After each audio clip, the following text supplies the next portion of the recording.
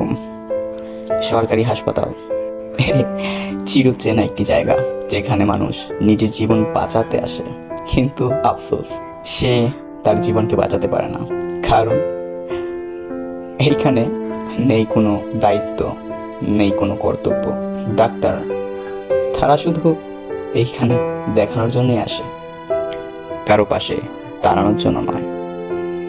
এ যেন এক কারাগার, যেখানে অসহায় দরিদ্র গরিবেরা আটকে রয়েছে, তাদের মধ্যবিত্ততার কারণে, তাদের অভাবের কারণে।